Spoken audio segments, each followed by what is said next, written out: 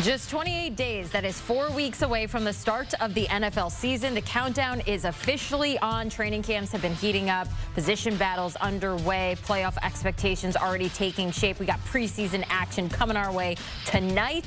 Who is ready to rise and who might make a surprise? Now, according to our Super Bowl champ Logan Ryan in the AFC, the usual suspects are back, but he's got some sleepers out there as well. Over in the NFC, the Niners, the Eagles still leading the pack. Detroit and Green Bay primed to make a push. We got to buckle up. The 2025 season is almost here. So we do have our NFL analyst Logan Ryan joining us now with this playoff outlook. We just are 4 weeks away from kickoff, so why not, you know, talk about the end of the season, because that's fun. First off, we're going to start in the AFC. Logan, you have a team overtaking the Chiefs as AFC West champs. Who do you see locking up that spot? Yeah, I don't think this is a sleeper this year. Everybody is hype on the Denver Broncos. I think it is time. I think the Broncos overtake the Chiefs there, the 3 seed, win that division. That's going to be a really tough division. You see, you have the Chargers in there as well and the Chiefs. But I love the Broncos makeup. I love Bo Nix in year 2. They have great offensive line play, great defensive line play. He seems like the perfect quarterback for Sean Payton, doesn't he? And then, oh, by the way, they had the Defensive Player of the Year, a top defense on the other side, one of the top secondaries in Pat Surtain-led Denver Broncos defense. I love what they did in the draft. Jahdae Barron. They're bringing over Hufanga and a couple in Greenlaw, a couple guys I played with from the 49ers. So you see their NFL rank last year, a top defense there. And I just think the consistency and the emergence or the explosion of a year 2 Bo Nix. No sophomore slump over here. I have the Denver Broncos winning that division. First time in a long time and overtaking the Kansas City Chiefs. Yeah, there is very high expectations for the Broncos this season, and there's always high expectations for the Ravens as well. So we're going to keep it in the AFC here. And you believe that this is finally the year for the Baltimore Ravens. What is it about this year's squad that makes you believe they can finally get over that hump and make it to the Super Bowl? This has to be the year. They are so good on paper, the most talented team on paper in the NFL. We obviously know that Lamar Jackson had his best year last year. It's all about the playoffs with them, but I love, obviously, the addition of Derrick Henry. What they did on the ground last year was one of the best rushing offenses of all time. If you look at the Ravens offense, it's the most star power offense they've had in maybe Ravens history. A really good receiving core, multiple tight ends. Obviously, I mentioned the running back. The offensive line is good. And you look defensively, I have them as a top secondary in football. When they moved Kyle Hamilton back to the free safety position last year, they really went #1 in all the defensive ranks. He really steadied that field for them. Well, that signing of Jair Alexander now moves Marlon Humphrey to the nickel full-time, which keeps Kyle Hamilton back at safety. And I really love everything they're doing. And when I played against Lamar Jackson, he was one of the best players I've ever played against. I haven't played against a guy like him with that talent. And I believe he finally finds a way to make it to the Super Bowl this year and get it done. I mean, that's some high praise for Lamar Jackson out there. But when you look at the numbers, are you concerned about this at all? I mean, 4 playoff games since 2013, 1 conference championship game.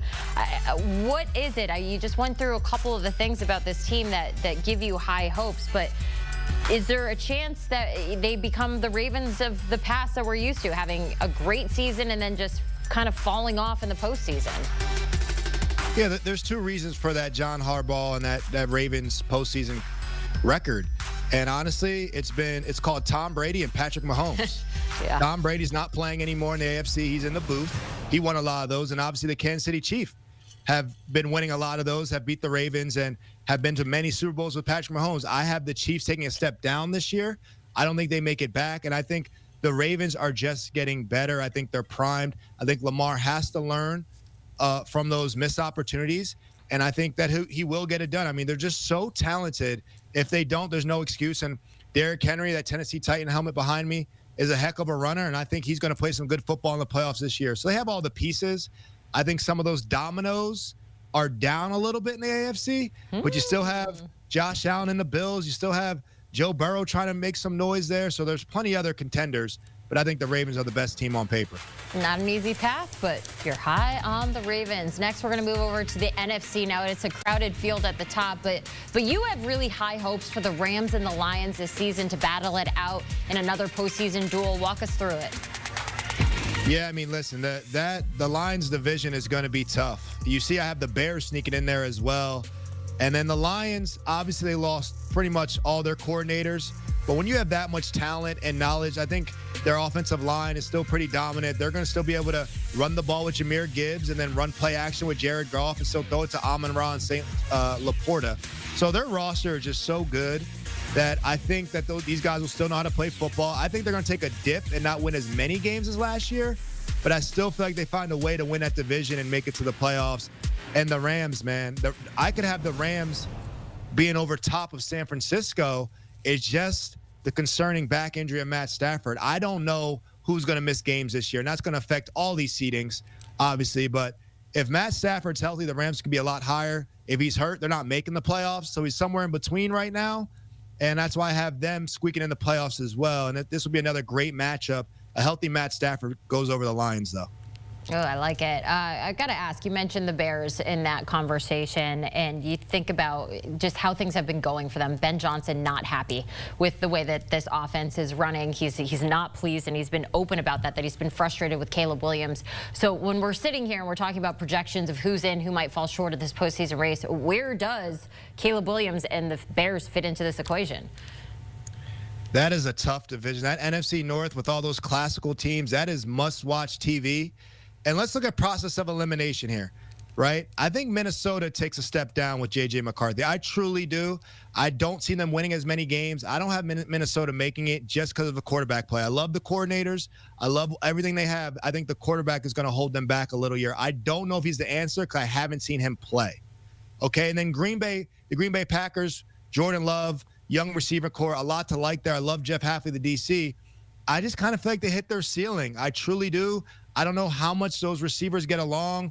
I know they don't have a true number one, but I don't see Green Bay with the loss of Jair Alexander taking that step. But I do see the Bears taking a step. I see them taking a monster step. Coaching was a huge part of their problem. And let's not act like Caleb Williams was not a generational prospect coming out 2 years ago. Everyone was drooling over this guy. He was a clear-cut number one pick. He has a really nice style of play, really unique to him. And I feel like that's going to show with Ben Johnson. He's got great coaching around him now. They got a better offensive line. We loved their draft class from 2 years ago, and they had really good defense last year. So I think the coaching, the amount of loss they had in the fourth quarter, you swing some of those around. I think they finished second at division behind the Lions, which I mentioned earlier. I think they sneak in the playoffs. I got the Bears as my upset team, finished second in the NFC North and making the playoffs. Oh, I like a little upset here and there, and that brings us to our next topic of talking about just fringe teams. You know, every year there's a surprise or two, guys and teams that are on the bubble that you wonder if they have an actual shot, and I want to look at the Cowboys in particular. Obviously, the start of August, starting off with the news that Micah Parsons is requesting a trade. People had such high hopes and expectations for the Cowboys this year. Where do you stand? Look, when you're in NFL locker room, the first thing that the coach tells you that season is the first goal is win a division. You need to win your division. That's every team's goal. Then you talk about playoffs. Then you talk about Super Bowl. So you got to look at their division, right? And I don't think the Eagles are off the top of that division. I think the Eagles are number one. How are you going to be ahead of the Commanders? Because it's really rare for three teams in one division to make the playoffs. It happens, but how are you going to be ahead of the Commanders? I don't have them ahead of the Commanders. I have them ahead of the Giants. I have them third in their division. And then you look at strength of schedule. That NFC East as a whole has extremely hard strength of schedule. The Giants have the hardest strength of schedule in the entire league. The Cowboys have a tough strength of schedule. So the strength of schedule based on their matchups and them being third in the division, I don't see how you make the playoffs. I like the Dallas as being a better team. I don't know what they're doing with Micah Parsons. I've been talking about that for the last 2 days. I like George Pickens and CeeDee Lamb. I like Dak when he's healthy. I like some of the things they got going on, but I don't have them finishing top two in their division. And if you're not going to finish top two in a division, you can't be talking to me about playoffs. Don't talk to me about the playoffs. Maybe you can talk to me about the playoffs about this next team that I'm bringing up that you have on your list of fringe teams, and that's the New England Patriots. I'm looking at images right now of Mike Vrabel's face being bloodied after jumping into a practice scrum. So you know that there's a lot of energy going on in those practices over there. It seems like they finally got their guy in Drake May that they are confident in at quarterback. What's the outlook for the Pats? I mean, this is a true Fringe team now. This is a true Fringe team. I like everything they got going on. Mike Vrabel, I played for him. I also played for the New England Patriots. I understand the fit very well, and he obviously is a huge fan favorite over there, and it looks like he's fitting in. It looks like the quarterback, Drake May, loves him. I love what they've done defensively, bringing Carlton Davis to pair with Christian Gonzalez over there. I think Gonzo's a Defensive Player of the Year candidate. So I really like it. It's all going to come down to Mac Jones. He had a really good rookie year for what he was dealing with, and I believe it's all trending up toward them. Now, again, we talk about winning that division. Are you going to be better than Buffalo this year? No, you're not. But can you be second in that division? Can you be better than the Jets? Yes, you can. Can you be better than the Dolphins? Yes, you can. So you finish second in that division, you're going to be smelling the playoffs. It's going to come down to how you close this season. And one thing in New England that Bill Belichick, Mike Vrabel always used to say is the season doesn't start till after Thanksgiving, right? You're looking at that bye week, Bills, Ravens, Jets, Dolphins, right? Giants Monday night. That is when that season really takes off for them. And Mike Vrabel is great at closing out seasons. He knows how to end the seasons to adjust his roster on a high.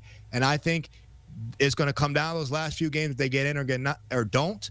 But they'll be up there. There'll be a Fringe contender for sure.